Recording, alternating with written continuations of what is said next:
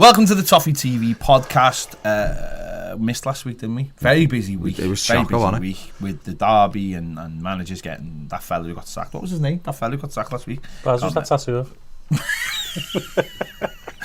Dun dun dun! Baz just whips his arm on. Back and manager. He's got his whole back is a picture of Marco Silva. With Duncan Ferguson's face over it now.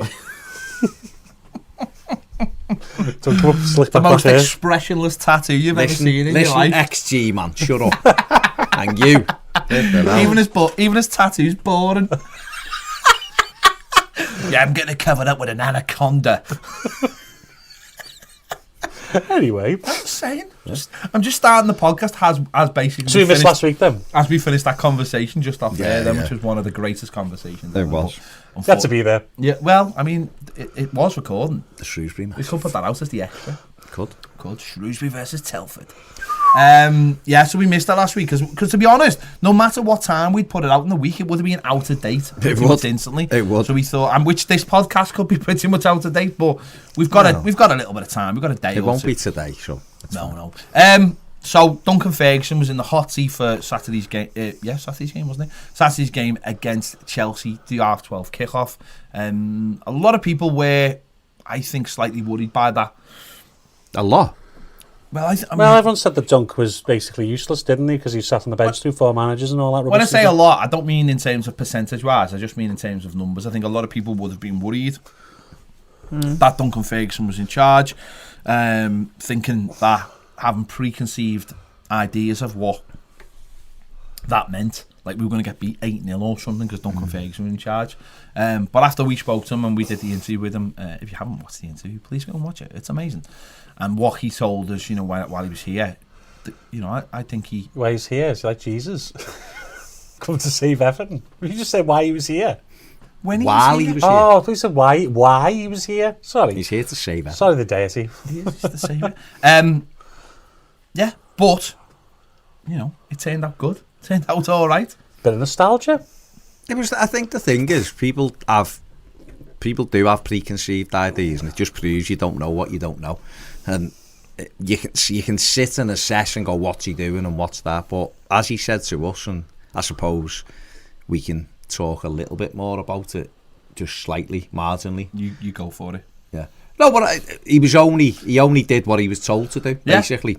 Yeah. Without going into too much detail, you can only do what you're supposed to do. So, given Saturday was down to him, Friday and Saturday, and he could actually implement some of his ideas and impart that onto the squad on the Friday. He took training Friday morning, and then he spoke to them, told them he'd speak to them all Friday night at the hotel, which he did, and that's when he instilled what he expected of the squad, and the work rate and the wanting to play for Everton and wanting to bleed for Everton, etc, etc, etc.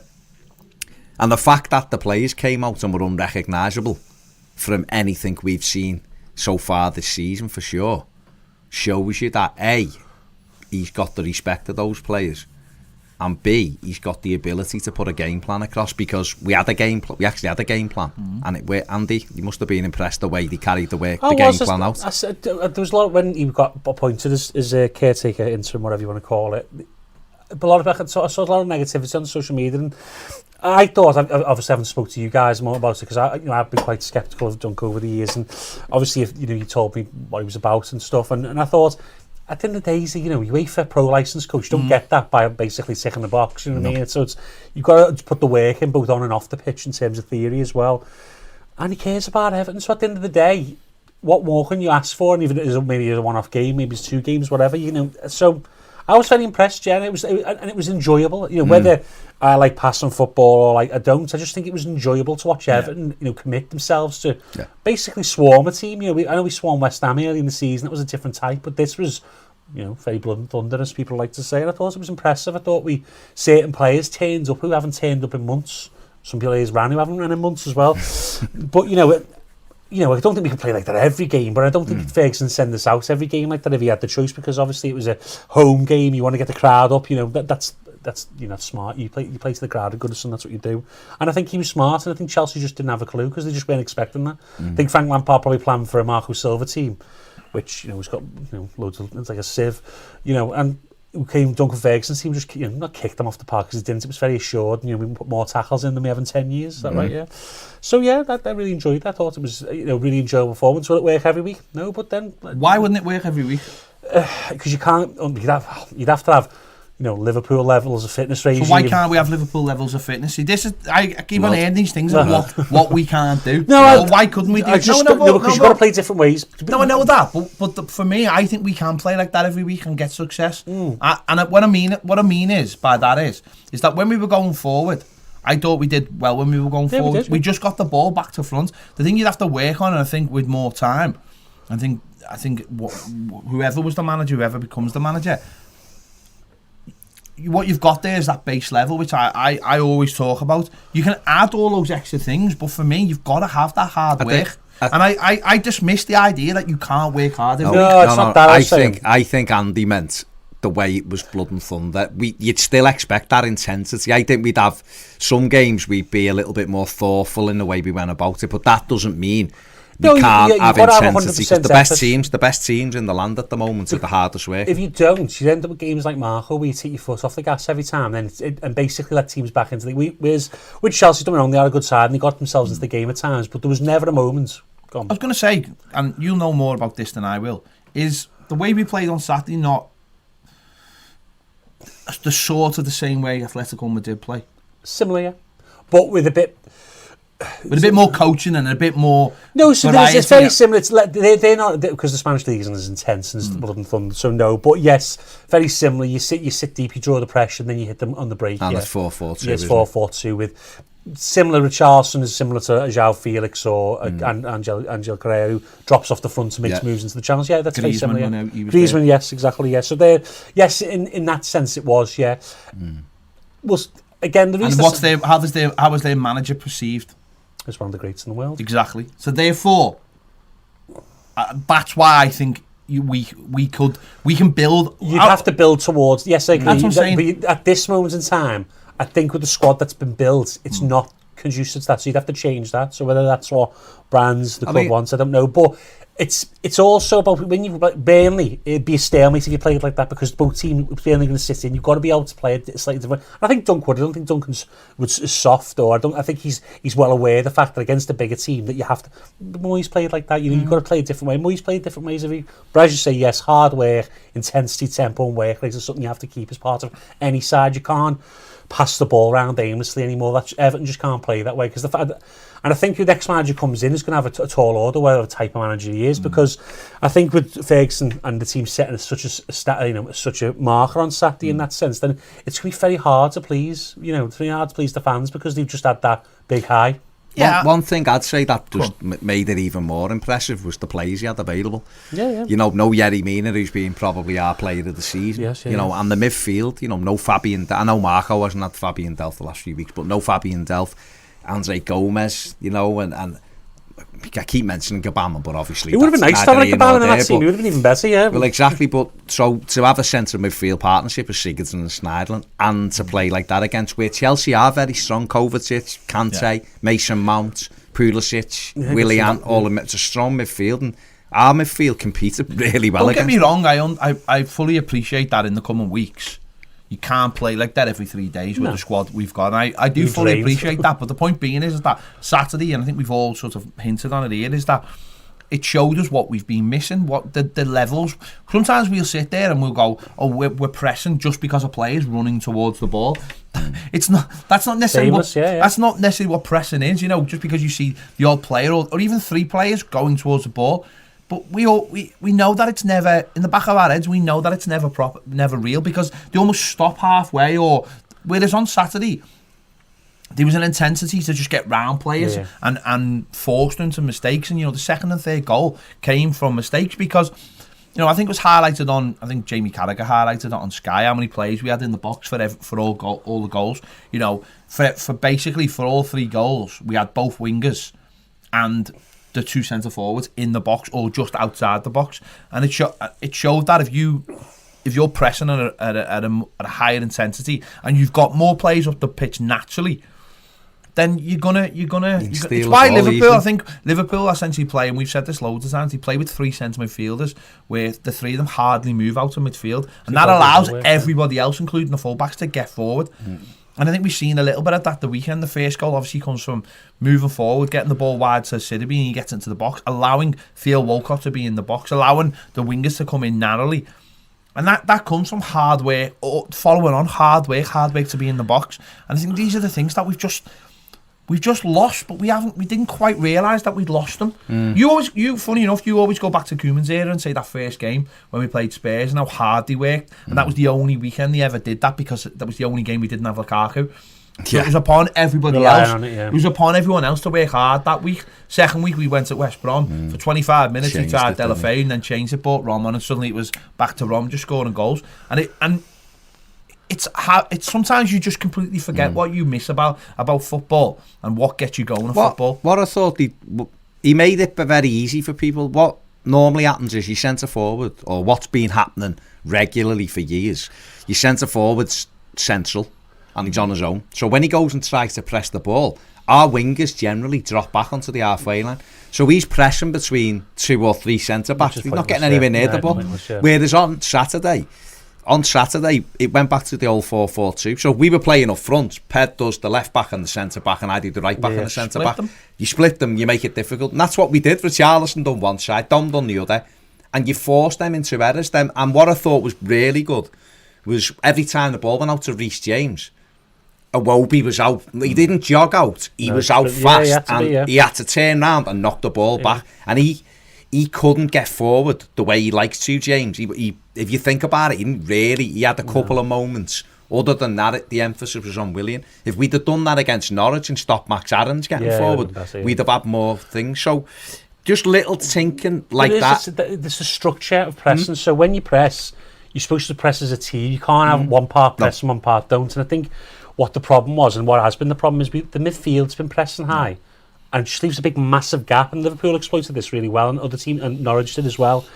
And that just having that midfield sit a little bit deeper, Morgan Schneiderlin sitting and screening. That's all you need to do. Well, by the way. Cover the gaps. When one of the fullbacks goes up, he drops in. That's all you need. Just simple, just basics. Now I think some managers have got the humility to say, my system, I think what I'm doing is not working, I'll just get back to basics. That's a key principle that you need to be able to do, is say, right, we'll start from basic and I'll build it back up and see where the problems are. And unfortunately Marco didn't do that, and Duncan just got, I think getting the basics right is the first thing you need to do in a game. Apart from Sam Allardyce, all the managers since, Martinez and we've just continued it, is that they've just continued the last person's work. Yes, they have. Or tried to go, I know how to do this, instead of going, I'm going to completely rip it up. You're saying there. If he wanted to play 4-3-3 from the start, that fella, I can't remember his name is. What was his name? He should have played 4-3-3. He should have. Now this season, I can understand the issues he had, because he didn't have those legs in centre midfield that could get round the pitch like he did last year with Garner. But he shouldn't have been afraid to play that, because that's why City can play 3 up front, and it's why Liverpool can play 3 at the front, because they genuinely have the midfield with the energy levels and they're technically good enough to keep the ball and get round the pitch. So if you can't play 3, or you're trying to play 3, and like you just said, then one of you just said, your 2 side forwards or wing forwards then end up dropping into midfield, and you end up playing 4-5-1, and you suddenly go from having supposed to 3 up front to having 1 up front. And like you just said, Duncan simplified it and went, no, we're playing 2 up front, we're going to split the centre-backs and the full-backs, make it dead hard for them to be on the ball. Got onto the fact that actually Zuma's not a great technical player. No, he's not. He's more of a athlete kind of defender. He is. Which is what we got out of him last season. And didn't allow them to get enough of the ball. Listen, did we ride our luck at times? Yes, we did. But we also got plenty of men back at times to snuff out the danger, because we worked hard, so we deserved that little bit of luck.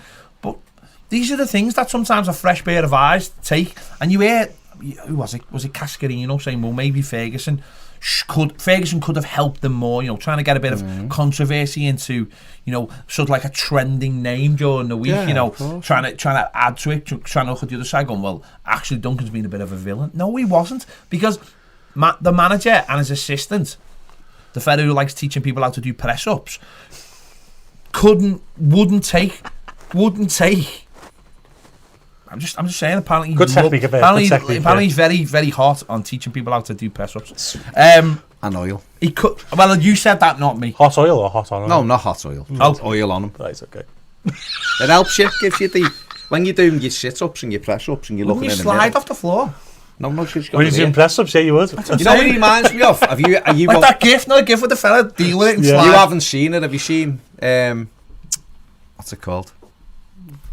It'll come back to me in a minute. Okay. The Terry Crews in. Not great for a podcast. The Old Spice? No. The two white chicks, yeah. And I need you. And I want you.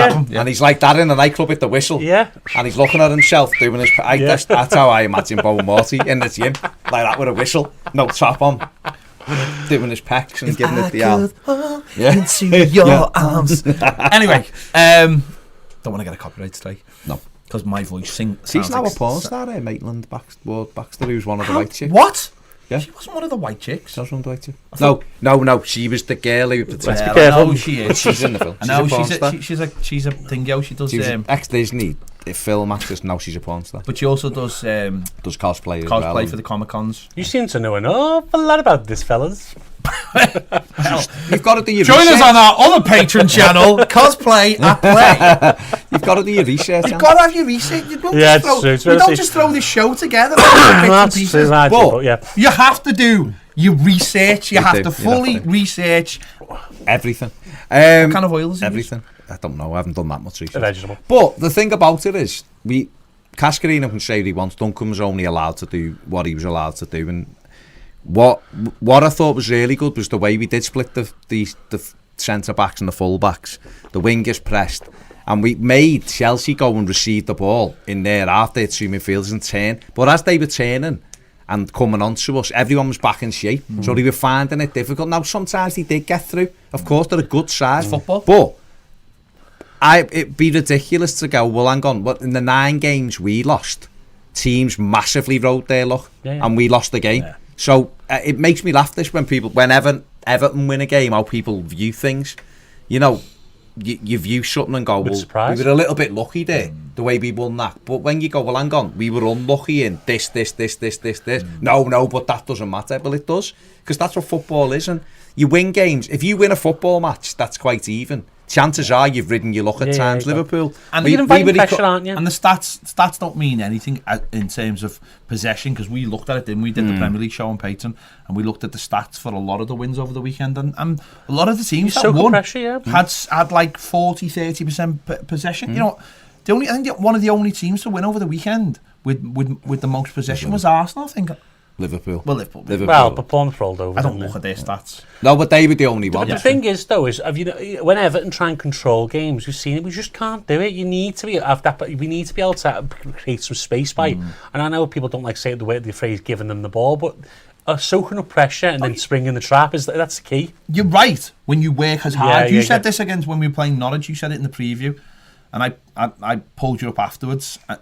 Over it, because if you allow teams to have the ball but you don't try and win the ball back, and then you did, that was the caveat, you did say win it back, lads. But if you give the opposition the ball and you don't try and win it back, Norwich happens. If you give a team the ball, it's stuff Mourinho's been doing for years. Do you? And still is doing it. Yeah, still doing it, yeah. You give the opposition... You see 2 goals and then score more. It's the whole premise of the gegenpressing, isn't it? Yeah. You give the counter-press, You give the opposition the ball and then you win it off them high up the pitch. So they throw players forward. Let me ask you this, as a fan being in Goodison, right?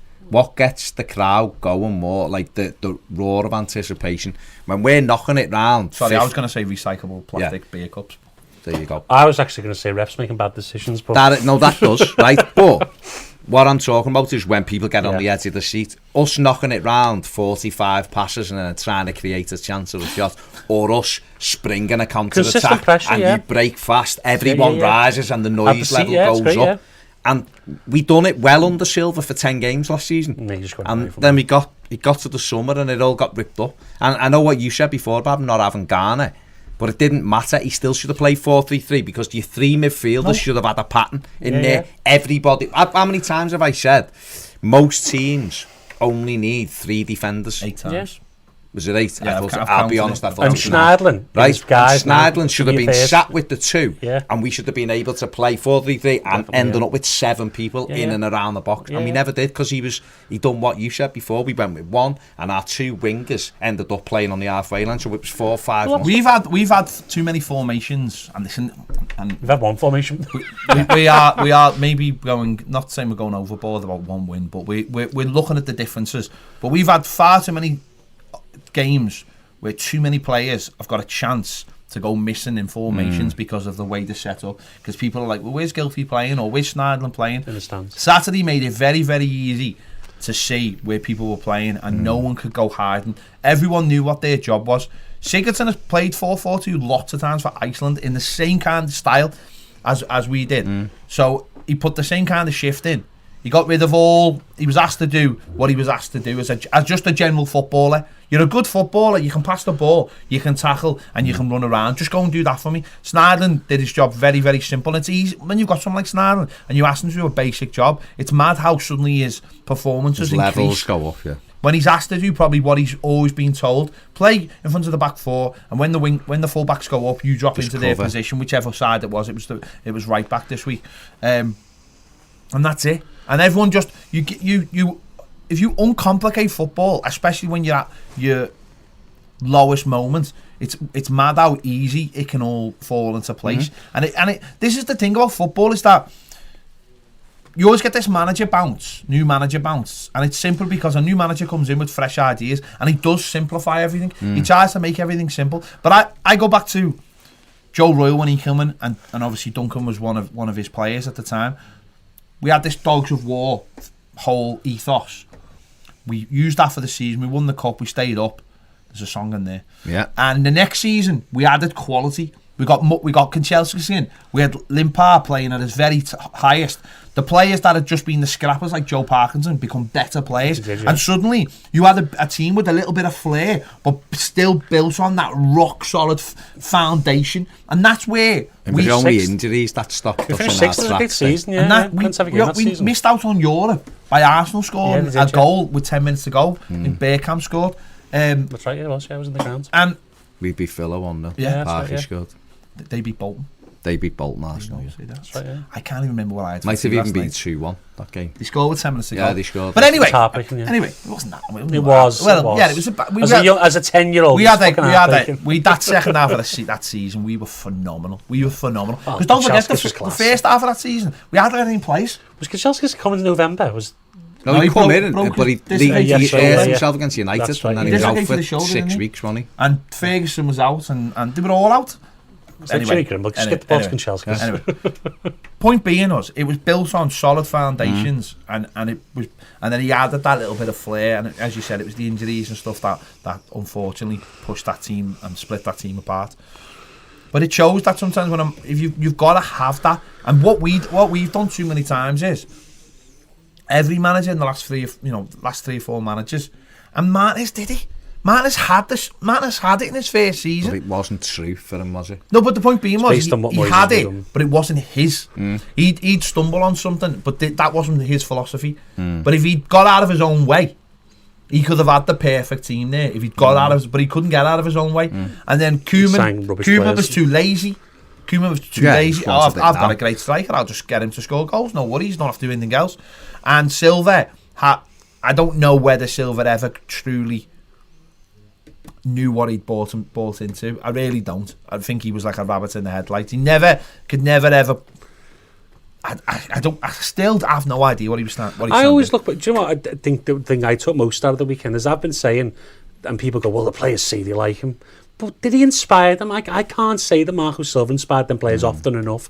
Now, obviously, proof of inspiring players comes with consistency. And it was a one-off game. But for a one-day thing where he came in on the Friday, work with them, they put in the effort for him. That's all we asked for, and it shows the players actually cared. And the fact that you've got performances out of players who haven't really turned up in 6 months shows a lot. They obviously were playing to get, some of them playing to get that manager sacked in some ways. I don't know, but there was no effort in certain quarters for a long time. What you have to have in football, you can be. We say this all the time. They go to work 5 to 6 days a week, right? 5 days a week, and they might like their boss, right? And us as fans judge them on the Saturday, the 90 minutes. They're in every day, and they did like Silver. He's a nice fella. He listened to them. But just because you like someone doesn't mean they get the best out of you. No. And what football is all about is inspiring players. It's getting a reaction. It's being worried about what. It's being worried when you're on when you're playing, looking over, thinking, are we going to get a bollock in here because we haven't done this or that or whatever. Look at him across the park. He inspires them, doesn't he? Whether we like it or not. Guardiola inspires Man City. He's always on at them. He's badgering them. He comes on when he's won 4-0 and he still has a go at them. He's always saying this, that. And that doesn't work for everybody. But when Chelsea were at their best, Conte, the other year, inspired them, didn't he? Then he fell out with a big... Like it happens, it seems to happen. They always undo it. These things are, these things are things that you can't always demand from people when you're talking about inspiration. But hard work, if you're going from game to game and you're not seeing that level of performance, surely that's something the manager has to be asking for every day in training. And if you watch that level of performance on Saturday in terms of effort and look at Marco Silva's what he's asked for, I don't think I've seen Marco Silva work that hard. Even in the good performances that we had towards the end of the season, I don't think we've seen the team work as hard as he did on Saturday. So that suggests to me that if he wasn't demanding that level of hard work, then he's never going to get it. Well, different managers have different standards, don't they? Different philosophies, don't they? He might have been all about the ball, where Duncan was like, hang on a sec. What we need to do is compete first and foremost, because you've all got ability. You see, you can get a manager that goes, we're a cracking team. We've got loads of ability. We've said it loads of times. Our squad is better than a lot in the Premier League. Bad league, right? Well. So you look at it and go, we've got... Now, if you believe that your team is better than most of the teams in the Premier League, or a lot of the teams, not most, a lot of the teams in the Premier League, then you think, well, if we keep passing it the way I want us to, we keep doing that, it'll all come right. That's what I thought was going to happen. Where Duncan was like, hang on a sec, if you don't compete, it doesn't matter how good you are. What's the thing in Finch Farm? Hard work beats talent. If the talent doesn't work hard, right? We can't afford talent now. That was years ago. Right? No, but we can't afford talent. So we have talent, but we keep it till it's 23 and don't give it a game in the first team. So what I think he done was just invoke that, like, you've got to go and work hard first and foremost, and let's see where we are. Now, if you're a player, you will have come off that game. The crowd are bouncing. It's loud. Everyone's loving it. You come off and think, that was brilliant. That was great. What an atmosphere. What a performance. And then you go, well, why did we get that success? We worked hard. And you buy into stuff. I was just going to say very quickly, it's what Pochettino did when he went to Spurs. He instilled that hard work. If you're on board, you're on board. If you're not, you're under Sonsend. You're at Palace. But I've been saying this for a long time. I can see that what was happening on the training ground didn't ever flow into the... what you do on the training ground, whether people say, oh, it only matters what happens on the Saturday, it does. But your habits are on the training ground. You can see the patterns of play, the level of work rate, the structure of the side. It just always seemed out of sync with Marco. For whatever, he just wasn't a good fit for Everton. He wasn't. And talking about good fits, in part 2, we will be talking about who will be the next Everton manager. Or pairs of shoes. No, Everton manager. We'll be back in just a minute. Thanks for downloading the Toffee TV podcast, but did you know we put all our shows out as podcasts? Head over to patreon.com/Toffee TV EFC and you'll find all the latest shows available as podcasts exclusively for Patreon subscribers. So if you need to find all the latest Everton news, conversations, stats, match previews and match reviews as easily downloadable podcasts at your convenience, head over to Patreon. Welcome back to part 2 of the Toffee TV podcast. Me, Ped, Baz and Andy the Piv. So, we have no manager. We are looking for a manager, but we seem to be looking at every manager in every country around the world. Doesn't really matter what their philosophy is, we're looking at them. Is it all just noise, though?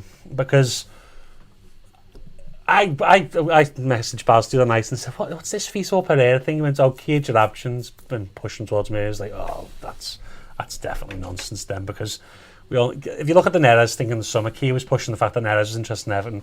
I don't think Everton even rang about Neres, to be fair. They might have had a conversation, but It wasn't happening. So and Mark Hughes, same agent, linked with Everton, and I think Machiri allowed whatever allows to do so. So it's just a lot of noise. Until it happens, I don't think we'll actually know. It's just a lot of noise. Okay. Well, all right. Well, as we record right now, Carlo Ancelotti is the prohibitive the big noise. You know, he got sacked last night by Napoli.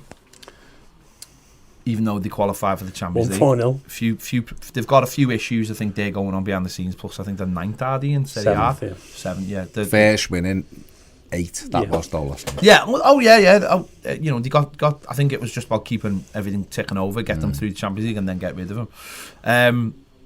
There was a beIN Sports had Hullet on, didn't he? And Hullet basically mumbled something. He basically said, "Well, he's going to Everton." Did he? Yeah. Oh, it was weird. Thanks for checking the socials, Baz, on Toffee TV. The video was on he said something, and people trying to make out what he said. They said, "Yeah, he's going to Everton." My source or something he basically said he's going. Now, this is someone whose source. Well, people are saying that the source is probably him, but he basically, and this was like minutes after the game. He never played with him, he played in the same team. This was like minutes after the game, and he was like, "Yeah, he's going to Everton," which was weird. So did everyone know Napoli was sacking him then? Well, everyone knew. Yeah, everyone knew. Gattuso's in now. Going, isn't he? He's going there. He was in the plane, yeah. So it was already. It was already pre. I mean, Ancelotti's been having murder with the manager all summer because I think they got to the beginning of the season, the changing rooms weren't ready in the ground and all kinds. And then he tried to force him after losing the game to go on a retreat, and Ancelotti said no. The players said no. Yeah, and he's the fellow who produces sounds to the Lambs and films like that. Aurelio De Laurentiis. So he's had problems, but you know, he's not the favourite. I think Moyes is still the favourite. Moyes is the favourite in terms of the bookies. But how do we, you know, where do we sit with Ancelotti and Andy? You know, I had the big to-do last night on Twitter over Ancelotti, and I'm not saying he's not a good manager. He's one of the best managers of the last 30 years. There's absolutely no doubt in that. But he's been successful with great teams. He's had, as I said to you off air before, you know, he had Kaká, he had Ronaldo in the prime, he had Zidane in his prime. He's had the best players to work off, and there's a difference between elevating the best players and being able to play that extra 1% and developing a squad and, you know, making players better. And it's not a short-term job with Everton, and I just don't think he fits what we need at this current time. If we were 6th and couldn't break into the top 4, then maybe, yeah, if you had that squad ready, but we're not. We need someone to build and develop our players. We're not in the position where we can go out and spend 300 million with, you know, with like no consequences. Come. I was going to say, do you think though? I mean, I sort of feel the same. I think he's been a fantastic manager, but he is a Champions League manager. He's won the Champions League 3 times. He's not had to come into a situation like Everton since very, very early on in his managerial career, and that worries me. He expects it all to be there and ready for him. But on the flip side of that, you know, we do look at the table and we think, look at Mourinho. Mourinho went in and Spurs won exactly the same points as we were in. And he was like, we're going to get in the Champions League. And if you look at them now, you'd probably go, there's a fair chance they will get in the Champions League. They've got a Champions League squad, though. No, I'm not. That's not what I'm saying is that if Ancelotti coming in and using that experience to just motivate people and using what's already there, we win a few games back to back because he's a shrewd operator in terms of his tactics or whatever, get us 2 or 3 wins, then suddenly if we're in that top half of the table and we're saying, well, we are going for Europe, couldn't he be he's 60 now, and I'm not saying, you know, that means you can write him off, but couldn't he be a short-term option in terms of like 2 years, just to give us that sort of, I don't want to say like, you know, the Hollywood factor, because that's what Machiri said when he brought Koeman in, but almost just be like using all that experience to get us up the table. And the way I'm looking at this, I'm watching this Maradona documentary on Netflix where he's in Mexico, and that's all he does, doesn't he? Yeah. That's all he does in the first couple of, you know, the first few months, is that he comes in, motivates them, and they're all in awe of this man, puts them all in a good shape, and suddenly they start winning games all the time. And I know it's a completely different level, but I just think that there is an argument to say that if he came in with all that experience of coaching good players, that he could get a tune out of this Everton squad, you know, and it might only be for a couple of years, but that might suit everybody. I don't know. I'm just being devil's advocate. Baz, I don't know. I don't know whether he's on his way down. I don't know whether he's what we need. I don't know whether he's got the hunger and the desire. If he has, then fine. You can't argue with his credentials. Although Will say he's only won 4 leagues. Only 4 league titles. He's been coaching for. I know, but there'll be people reacting. But he's had the biggest club. It's not like going, Everton can't turn that CV down. No, I know. You had Ronaldo. I know, but this is the argument, though, isn't it? He's won 3 Champions Leagues. He's won 4 titles. When you look at the other people in the mix, but when you look at the other people in the mix, no one jumps out here. There's no one really. You go, that's right. But what I'm saying is, he's had the biggest jobs in the world, essentially, and he's only won 4 leagues. Whereas, like Andy said, this squad isn't a top squad. It's a good squad. Don't get me wrong. It's got good players. And I'm not saying he can't do it. I'm just saying, with people like that, I just worry that. What is his motivation for taking it? Yeah, does he go, right, Harvey's in the Champions League by the end of next year, right, okay. But after that, when he leaves, the way I see Everton at the moment is we can't just rush it, there's no shortcuts to success. You know, I know people go, well, Pochettino never won it, but they've just got Mourinho in to finish the job, really. That's a finisher for you. They've built a squad that got to the Champions League final, and now they've got a manager who's known for winning things, and they'll probably maybe win a couple of trophies from them, and that's Everton on at that position yet. We're at the start of the point where Tottenham was when they appointed Pochettino. We need someone to build us up. Because, hold on, sorry. In 3 years' time, if Ancelotti is looking to just win, where are we going to be in 3 years' time? We're going to have FFP problems, number 1. Number 2, all the young players.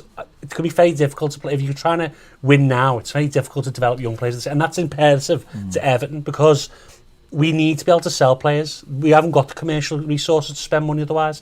Our big outlays of money because we sold Stones and Lukaku. Apart from Richarlison, we probably haven't got that level of player we can sell for 80 million. No, I listen. I appreciate that, and I'm not fully convinced by him myself. He's got a fantastic CV, but you know, you're right. You know, Bayern Munich, they didn't seem to like him, and Napoli, you know, he's not won anything with them. That's the comparison because Napoli was his first step down, wasn't it? You know, in terms of they're a good side, very good side. But they're not the usual top side, and they finished 12 points worse off than under Sarri's first season, second season, the 7th in the league, and there's a clear drop-off. He finished runners-up last year, though, didn't he? There is, but then the issues he's had is at both Bayern. It's the training. There's been complaints about training, there's been complaints about his tactics. Now, I'm not saying, you know, players are going to think the same because obviously they haven't had Pep Guardiola and Sarri, two, you know, geniuses of that realm as the previous managers. So there might be issues there. Marco Silva is probably not going to be the same issue. But what about as a figurehead? You know, as someone who comes in and puts, you know, I mean, I imagine if he did come to Everton, and you know, he's talked that he wants to talk to Everton, which you would imagine you can understand that. You probably want to bring someone like Paul Clement in, who obviously he's got who's a coach. People have always said he's a really good coach as a manager. He balances him. Yeah. Hasn't done well, but as a coach, he does, and obviously being English as well. He knows the game. He was at Chelsea for 2 years, and when ironically he got sacked at Goodison Park. He did when we beat them 1-0. I just wonder whether he could be that figurehead that we've been looking for, that isn't scared to take those risks that other managers have been able to do. A personality who will stand up for us and also stand up maybe to players to put them in the place. Is he that person? I don't know. That's no, I'm saying is that in his character? He is a great motivator. That is a bit of skill. He works with top players. It's whether the thing is whether he can coach up players who have got a very good potential, like, you know, your Richarlisons, and making them, you know, that next level. That's that class. You know, not world class because I don't want to say that, but that next level of top player in the Premier League, and that's a question mark. The other thing I'd say about him is this is what I worry about with Everton.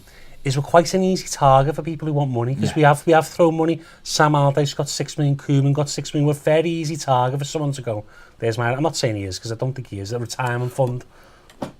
Is this not what we've been working towards, though? Is this not what, as a club, what we've been... If we're in a better position, yes. No, but is this not what we've been asking for as a club? Is a manager like with his CV? Listen, I've spoke loads of times about Rafa Benitez and his CV, and then people have said, yeah, but what's he done recently? I've got, and you go, yeah, but he has won these things.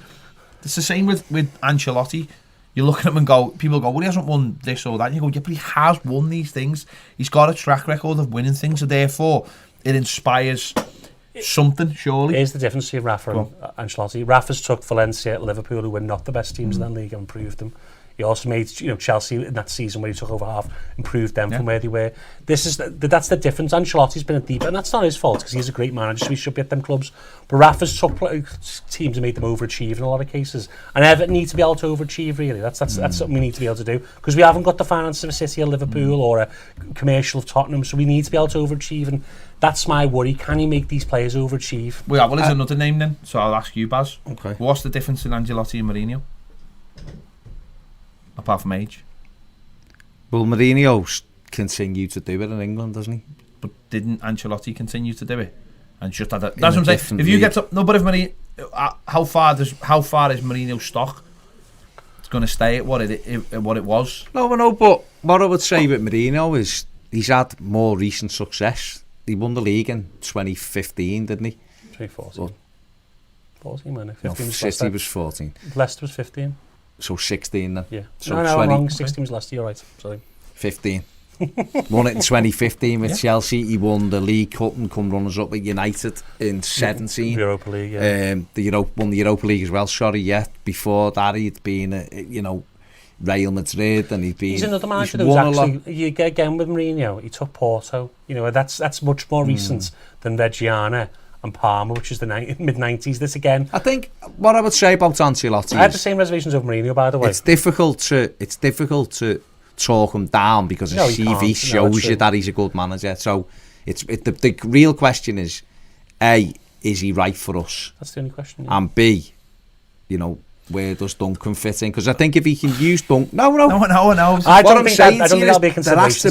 There has to be that thing running through. Plan. There's got to be. If we don't have a succession plan, we're going to find ourselves in the same boat in 18 months' time of going, right, who's the next thing around? Isn't the problem though that we're literally trying to find excuses for every manager we're linked with not to give him the job? But you could do that with any manager, and even Real Madrid when they look for managers, even though they get access to Nagelsmann, they go, he's a bit young, isn't he? No, so that's the same thing. I know, but alright, we'll leave it to you, Bav.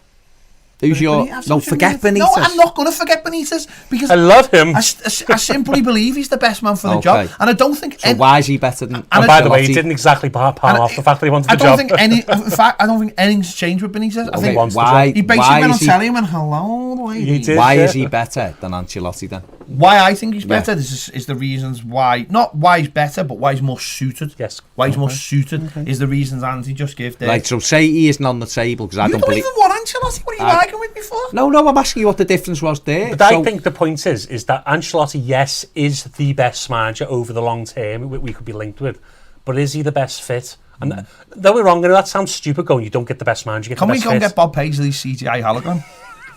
Not after that performance in that advert. But no, seriously, it has to be a right fit, and it has to be someone who works in the confines of what Everton needs to do over the next couple of years. Now, people, whether they know it or not, there's a big financial loss coming here, and it's going to affect the club in terms of FFP. Whether you like it or not, AC Milan had to take a ban from Europe because they couldn't. Yeah, but you get a fine first. So Everton could just take the fine. We'll take a ban from Europe for next year. Yeah. But that's what they did, and they thought, we'll load up this summer, we'll get into Europe next season. The whole thing is you can manipulate. Don't be wrong, I agree, but Everton need to be more clever while we haven't got those commercial revenues. Until the ground's built, we need to find ways of basically but under 23s. The issue is though, isn't it? There's always an excuse for not why you don't want to manage it. It's not. We're not looking at the positives. There's very, very. I don't think there's one manager that anyone's gone. He ticks all the boxes. But that's the problem. Yeah, he did, because where we are now is exactly where Tottenham were. But the problem is the people who do tick all the boxes are brilliant managers, so therefore aren't going to come to Everton. They're not looking at Everton. Why is Ancelotti looking at Everton? That strikes me as odd. Yeah, but again, though, isn't that the same thing of like when you watch a player and they're not brilliant and you think to yourself, well, if they were brilliant, they wouldn't play for Everton? Don't you have to get yourself into a position? The problem with Ancelotti might be looking and going, I want to go back into the Premier League before I finish. And Everton's a good club, loads of money, good club. decent squad that can go in there and do the job. Have That's we got why he loads of might money? be. We have got in theory. I don't think we've Well, got. we've got money. We can spend 100 million. We can't spend 200 million. I can't see I it. mean, what did that fella say on the FFP thing? And Everton could spend, what, 340? We can spend money because we're in the Premier League. It doesn't really matter, does it? We're not, though. Well, why are we not them? We've got loads of because money. Because it's about being able to why control would you it. spend? Would you spend? No, I wouldn't. That's my point. Would you spend money if you just seen £500 million basically wasted? But that's why you hire Branston to stop that happening. And if you're not going to let him do that, then what's the point? But don't you? No, I think you're absolutely right. But for all we know, Brands might be pushing for Ancelotti. He might be saying that's the right man. I can work with him. When I said loads of money, I didn't mean he'd have 300 million in the transfer kitty. No, I didn't. What I meant was we're not a club that's struggling, are we? No, we're not. We're certainly not. Money wise, I mean. And I know people think that Uncle Alicia's around, but until we see evidence of that, that's just theory in it. But I just think that you can't shortcut, and I think Everton needs to build solid foundations. I think isn't that what we tried to do with the last fella? Yeah, no, that's what we started. But then we had Koeman, though. Yeah. And this is the problem, right? What we've done is the recruitment of managers has been horrendous since Mashiri got in. Now, even you go back to Martinez, the managers got relegation, whatever you want to call it. So, and these managers are not good enough. So now we go young and foreign. We can't have that. That is not the case. We just chose badly. There's been young foreign managers who come into the league and done well. It's just that we choose badly. We chose people because they have Premiership experience. Who's won the league? Over a period of time. Winning the league's a bit tough, though, isn't it? Let's be honest, though, because there's only how many teams come in the league? No, I don't know, but you've got to. But Conte walked into the league, won it with Chelsea. Klopp walked into the league and done well with Liverpool. Pochettino came in and got them really high in the league. Battled it. He did, but would you not replace what we've had to put for the last 5 years? Exactly. Listen, Pochettino is a brilliant manager. There's no question about it, but he's not coming here. But we need that Pochettino. Okay, so what, Andy, you sound like you're saying is you want Emery. No, because he had exactly the same problems as Silva did at Arsenal. That's why it wouldn't work. And I am on record as saying anyone who loses the league with PSG, he's the first manager in 9 years to do so. The league, then he can't be that great of a manager. You can't lose that league. Ancelotti didn't win it the first year either. He did. He didn't. He won second year, didn't he? Well, he won every year. He was there. I checked the other day. It was every year. I've seen something that he didn't win it the first year. Well, that's horrendous. He's another bad manager then. Montpellier won it the first year. Was there? No, it was 2009. It was Giroud. Come on, man. I've done me. He wasn't the first manager of the project. He was probably too busy reading something about XG or something. I don't know. I did receive a book by James Tippett about XG. Actually, Do you think that he's the right man for the job? He doesn't. He starts off saying he wasn't. So no, but what I mean is because we're looking for someone who might be a safe pair of hands. I think Mashiri likes the idea of exciting the fans. I do, and I think. Do you think he does excite the fans? I think the majority of the fan base would be excited because of his name, yeah. Fair play. Whether he's the right fit or not, I think it doesn't matter to a lot of fans. But I think if he was given the job, I think you're right. You need to have a plan. Yeah, we do. You'd only be here for a couple of years. Every second year's you gone back for him. You need to have a plan of who's going to take over from a succession plan, and that would have to be in place. There has to be something like that all through the club. Bill Kenwright. He's not taking over. It'd be good for Duncan, I suppose, to work with Ancelotti, wouldn't it? Again, can we say this is Ancelotti just to come to Everton and say, or Everton have to say you have to work with him, because the problem is if you come, you have a situation where you're not forcing Duncan managers, but let's be honest, he probably didn't get as much hands on this year as he would have liked, and you can't, and that's because he was previous. He's not Marco Silva's choice, and that's an issue. How did Ancelotti end up working with Paul Clement? I think he was at Chelsea before him, wasn't he? No. Aha! There you go. But that's another thing I wonder about Ancelotti, is he never seems to take anyone with him. Anyway, he just rocks up with them already there. Nobody loves Paul. He's took Paul Clement to about 3 different clubs. Paul Clement was an excellent assistant manager, much like a Brian Kidd. So why couldn't you do that? Why couldn't that happen with Duncan Ferguson? Well, it could. Of course it could. And if he's clever, he'd go, well, I'll use the common denominator. It'll be the trust that you have to build, because obviously built trust with Clement over those years, and they both worked well. Actually, quite yin and yang, aren't these personalities, Al Carlo and Duncan, so it might work well, but we'll see. Good cop, bad cop. Well, the other one, I mean, obviously David Moyes is still massively in there. It's the favourite, isn't he? So why is he just to back up the safe pair of hands that they're thinking, well, if we can't get someone now, we'll get him in for the rest of the season, we'll get Ferguson with him, maybe again with the background to Ferguson maybe taking over if he, if the club like Isn't it what he's crazy saying how it's and been doing. about Ferguson, though? Because before the other day, you'd never talk about him. Maybe you did after speaking to him, but before a month or two ago, no one was saying Duncan definitely needs to be the next Everton manager. It's mad what one game can do. No, I think that's you're right, and I almost felt the same. I didn't even think Duncan wanted the job because I think he still does now. because he's such a one club man in a way that he probably didn't want to jeopardise it. But speaking to him and understand the passion he's got to be the manager, and the simple fact is that he loves Everton so much that he wants to be in control of it.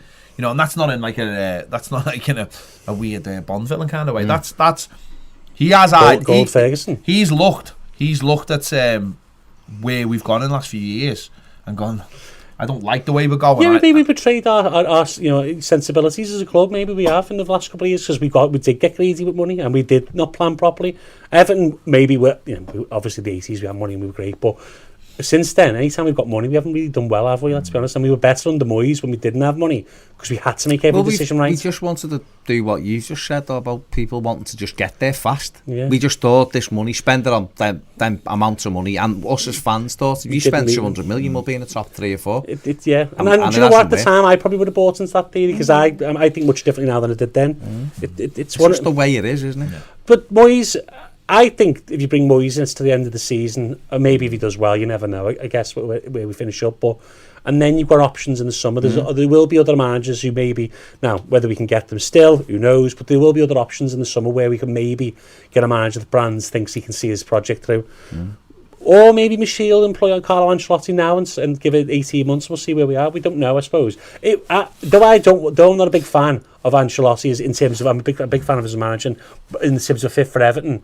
I'll back him if he's appointed because I want Everton to do well. It doesn't matter about being right. It's about Everton doing well. So whether I like him or not, I'll back him. What a strange situation to be in, though. It could either be Carlo Ancelotti or David Moyes. That is the most Everton thing in the world. That tells you where you are with the manager. Well, we could have had Peter Pereira according to the press, which is obviously not true. But he's done it at the final. He's done brilliant. He's done a Rodgers to Leicester. He's appointed Mark Hughes as assistant manager. That's what's going on there. Yeah. No, he's done brilliant. So we'll have to wait and see. There's no mystery third option, is there? Who knows? Emery might be the mystery third option. He's a vampire. And that's Klopp. That's another conversation for another time. I think Emery is. He's interesting because he's the one I wanted before we got Koeman, but I just get the feeling that she's the man. He's more suited to Spain. Yeah, I think he's certainly not suited to France. But I don't know. I mean, listen, Arsenal have had their own problems, boardroom level. I think you're never going to succeed as the manager after the manager, are you? Moyes found that, didn't he? Moyes found that at Man United. You should never take the job after a legend. No, you should have a buffer, the buffer manager. That's why Bruce Rioch went in. Why Silva suffered so much after coming in after Big Sam. Yeah. No, Bruce Rioch, though. Bruce Rioch was that buffer between Graham and Arsene Wenger. Worked like a charm. Everyone hated Bruce Rioch.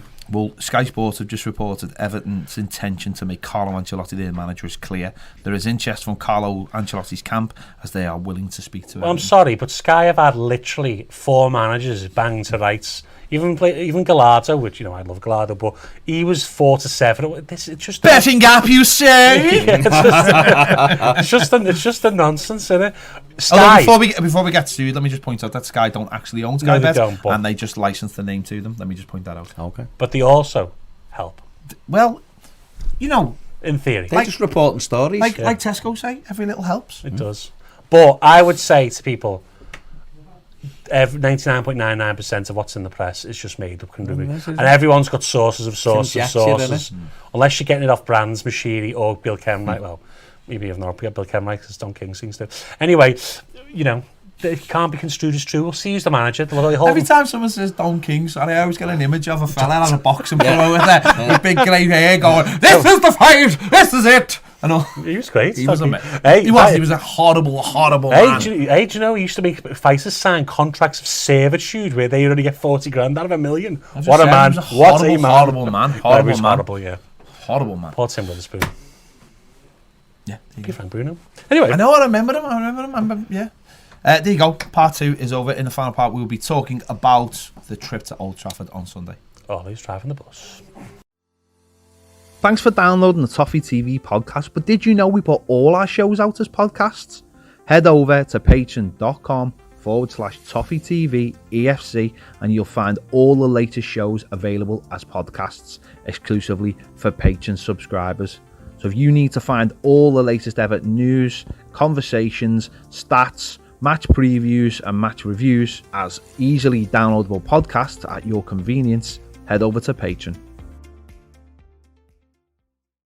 Welcome back to part 3 of the Toffee TV podcast. Manchester United on Sunday, Old Trafford. Happy days. Yeah. 3 points in the bag. Clearly. Move on. Listen, we've just, I think, if you said a few weeks ago, you're looking at this trip to Old Trafford, you'd be thinking, definitely get something out of this game. And don't get me wrong, I still feel like that. It's just that Manchester United's form in the last couple of weeks has gone up a little bit of a notch. So obviously it's always going to be tough going to Old Trafford. It is always Man United, no matter what the team is like. There's always that from the outside. Certainly you're always looking, thinking, oof, it's a bit of a tough one. Certainly for us, who've only won twice in the entire time in the Premier League at Old Trafford. So, but it'd be interesting. It'd be an interesting game. It will. It's like you said, you know, years ago this filled you with dread, this fixture, because it was just, you could just write it off, nil point, and move on. You know, but since the Oviedo game, and you know, 6 years ago now, since that, we've done all right. We should have won there under Koeman. We've had a couple of times, didn't we? We lost heroically under Moyes a couple of times, shall we say. We had the 4-all there. We had a 4-all there once. A couple of shots in. Yeah, you know. I mean, I've still said that I've been at the only Premier League game without a shot on target, and we lost 1-0. That was at Old Trafford. Steve Watson own goal. Oh, yeah. It was incredible, yeah. But, you know, we've done all right there. Recently, we've had a couple of narrow defeats, but we should have got more out of them. No, but what I mean is, the narrow defeats. We should have got. We should have got more out of them. But this time going on Sunday, I look at it and think, yeah, they've just had 2 great wins. But if we're smart and we play with a good game plan, then there's no reason why we can't get something. Villa went there, didn't he, last week? Scored a couple of goals against them and showed that they're not the same team at home. They can't counter-attack. The crowd expectant, you know, and they're also not always not the loudest fans in the world. I got prawn sandwiches in the mouth. You've got the fact that they play in the Europa League as well, don't they? Thursday, and I don't know what he wants to finish top of the league. He said today. Yeah, so they you know, that Thursday to Sunday thing as well. That's good for us. We've had a week's rest, so you look at those kind of things. If we can go out there with that energy that we showed last week, and we take chances, which we'll get. We will get chances. We will get chances. We take our chances with an informed Richarlison as well. Then there's definitely an opportunity to get something out of this game. And if we could just get something out of it, and then go into the Arsenal game. Well, obviously we've got Leicester first, but go into that Arsenal game is our next league game. Then you know, all of a sudden, mindset's different. Yeah, your mindset's different, and you're looking at the month, and you're not as fearful. Then you're thinking, well, maybe we've come through the worst of it. So. I'm positive going into this game. I mean, I think we need a little bit more than what we had last week against Chelsea in terms of how we go about playing. Definitely. But you know, Duncan's will have had a whole week. By the time the game arrives, he will have sat down, he's watched videos, he will have studied them. This will be a little bit more test of his managerial credentials going forward. But you've got to test yourself, haven't you? If you really think that there's a chance that you can become the Everton manager in the future, maybe not the near future, but in the future, you've got to go through these experiences. You've got to play tough games, home and away. And yeah, I think it's there to get something. You know, we've got informed strikers. Richarlison scored 3 and 3 goals. 4 in his last 5. 4 in his last 5. Dominic Calvert-Lewin averaging a goal every 154 minutes. A few haters out there. You know, people said he couldn't score 10 goals. He's on course to score 10 goals. Let's be honest. You know, he wasn't setting the world alight, but I think Duncan knows exactly how to get the best out of Dom. You can see the difference of when he was working with him, when he wasn't working with him, very much so. And I think if we play, I don't think we'll play as I said on the preview, which check it out. If on the preview, I don't think we'll play 4-4-2, we might play 4-5-1 or some sort of different system, 4-3-3 and a bit more defensive 4-3-3 maybe. Then, but I think we'll have chances, and as you say on the counter. You know, Lindelof and Maguire are not the quickest players. You know, if you go direct, take Maguire out the game by having Dom go up against him, and then you have Richarlison play off, and then you're going to get chances. When you say that about would you keep maybe the same team? Yeah, but I could reconfigure it, yeah. But would maybe bring Mina in for Michael Keane? Yeah, that'd be a good idea, yeah. Really solid idea. Maybe bring Pele Richarlison over on the left, maybe. Is Delph going to be back? I've written him off for the season. I mean, that's the best way to do it. That's the best way to do it, isn't it? Best way to do it is just write him, Gomez, Kabaman. I read Gilfie a couple of weeks ago. We still play him. And, yeah, but you know what I mean. In terms of actually playing, stepping foot on a field, I expect Delph to play about 4 more times for the rest of the season. And then we release him. Yeah. But I can imagine Richarlison play on the left, Iwobi put a bit of more energy in midfield, and just say to Richarlison and Walcott, join up with Dominic Calvert-Lewin as much as you can. Or if we are going long in the game, when the ball goes long, tell Richarlison to come inside as much as possible. Get him near the box, that's his best. Yeah, or get Walcott to do exactly the same on the other side. And listen, it's not pretty, but if we do that for part of the game, not all of the game, but I think what Dunk's trying to avoid is errors at the back, allowing people to squeeze onto us, especially with their players, like Dan James, like of Martial and like of Rashford. Get rid of all those stupid mistakes that have been costing us, and it's not pretty. But if you play in the other team's half, you're going to get more opportunities, aren't you? Cutting out the propensity to make mistakes is a marginal gain in itself, in the fact that you're not putting yourself in risk, are you? And by playing to the strengths of certain players who've not really been great in possession style football, like Dom, then you're going to get we got a load of wins last season because we played it early to him, and he has runs to defend, he tires them out, and then creates opportunities for others. And yeah, Man United are good, but there's certainly not a complete team. Let's be honest, Wan-Bissaka's a really good defender and all, but he really isn't that good going forward. So you can get pressure on him on the ball. You can cause mistakes. Maguire and Lindelof, a decent centre-half pair. Brandon Williams, 18 or 19, get pressure on him as well. There's ways to get into this Manchester United team. And I think if you do put them under pressure at home, with the crowd's expectant of at least a prawn sandwich or a performance, you're gonna get. I think we'll get. I hope for at least a point. First 15 minutes will be important. Kill the game. Make it boring. Take your time. Do a little bit. Be clever. Set your stall out. Set the stall out, and then run them in the channels. Get people running in behind Maguire. His awareness is terrible. It is. Yeah, he runs to step on from the back, doesn't he? So get people running in behind, and if you do that and stay in the game and have shots, then I mean, obviously we've got chances. We won't know whether Mino's ready. We won't know whether Dean's available for the game. I mean, we have had horrific luck this season with injuries. You can't, you can only say that. It did cost Silva massively. Some of them are gone then. And that if you have got less options, it means your choices are more limited. Then you've got to stick to what you got. And you're right. You get through the first 15 minutes. You set your stall out. You tell Dom to keep on bouncing off Lindelof as much as he can.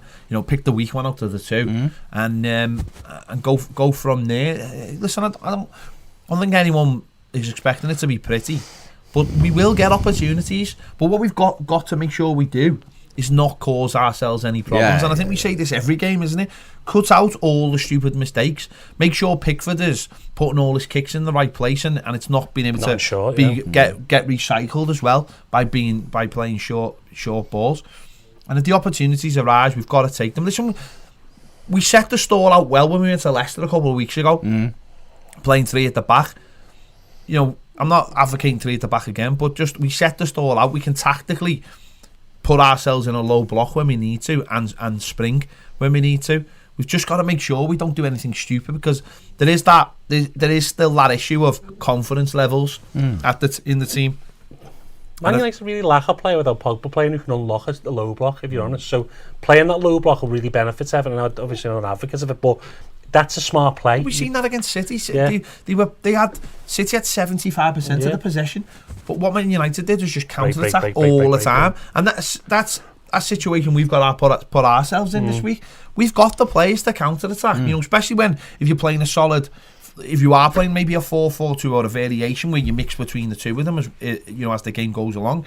If we say to Gylfi and Snarden, you two just sit and let those front 4 or whatever do all the running, and you are putting those balls in the area. Walcott again he came off last week, but I'd imagine he'd be all right. Yeah, cramp on the other, Rambo. So exactly, yeah. You forced That's what to run. It was. You forced to run a little Charleston got to say he wasn't happy that he got took off last week, but I thought that was the right move by Duncan. I think listen, And he'll be chomping at the bit because he's got his dog back. Acharola. yeah. He got his dog back last, Ace you know, roller. so that's a weight off his What mind. you've got Is he to doing his English lessons again? With the dog. I know. I thought don't that was. know. I thought that was like an English lesson thing. You said he lost his dog. I don't know. Did you mean lose his dog? Yeah, he lost his dog. Oh, I'm glad he got His it dog back. went missing in Crosby. Is he living It's back. Crosby? Shut up, don't tell anyone. Lost his dog. Even the club were retweeting. Yeah. Find his dog. He's back. The You dog. you wouldn't be happy with No, that. I'd be very upset if he lost his dog. I'd be really The dog upset. is back. Dog's back. And that's Guess who's Allison. back? Back again. Richarlison's dog. Tell your Tell a friends. friend. There you go. So yeah, let's go there, dig in, and get a result because Just rack Confident. the points up because the further we get away from the relegation zone, the well, we can easier start it planning is. for next The season. other What thing happening? as well What a plan is for this season. when we went to Leicester. Positivity. When we went to Leicester the other week, that would arguably be as bigger, if not bigger, test than what we're facing on Sunday. You'd say, we went there with no confidence, and we done all right. Yeah, You know, yeah. we undone ourselves, like Pet just said, by making silly mistakes. Cut them out. You never know what happens. And listen, the way the league is, it's still 3 points. I've separated about 10 places, so just keep adding the points and build that Man confidence. United are what, 6th? They've gone 6th, 5th. 5th and They were- last they were lower than us, did they? a few weeks ago, yeah. Two they were wins. people. What about Ole Gunnar Solskjaer? Just quickly, is he in terms of like appointing someone a fan's favourite, getting an identity back? Is he showing now that there will be ups and downs, highs and lows? I think that's smart because I think the Man United did do it again. We talked about it with Everton. They chased. Let's get back to we need the Ferguson success. They backed Mourinho heavily. They backed Louis van Gaal even more heavily. And they just didn't get anywhere. I know they won a couple of trophies, but for Man United, there's 2 trophies that matter, and they didn't win those trophies, did they? And I think Ollie's putting a plan in place where he's trying to get an identity back for Manchester United. He's putting these young players in, whether they'll work out or not. They've got to give it a try because there's a very good generation of young players, and it'll set them up for when they do eventually bring in a manager to get them to that next level. And I think Man United have realised they can't rush it. I'll take this call in a minute. In terms of Solskjaer, it seems as though Very professional. he's staying. He's staying sorry, for it's a a work bit. call. So there you go. There you go. We'll leave it there because Andy's got a very important work call that he yeah. needs to take. So we And he will has finish to the Swansea. podcast right there. We make sure to check out our preview with Andy, our starting 11, and all the other fine videos we've put out this week. If you want to watch the video version of this podcast, where you can see Andy looking at his phone quite a lot, even though you can't really see his phone because it looks like Spider-Man's web. It's that smashed. It's not drunk. Get a new screen. We'll be back. If any sponsors like to sponsor screen fixing, Then Yeah, that'd be we'll great. be back very, very soon. We'll see you then. See you later. it's alright.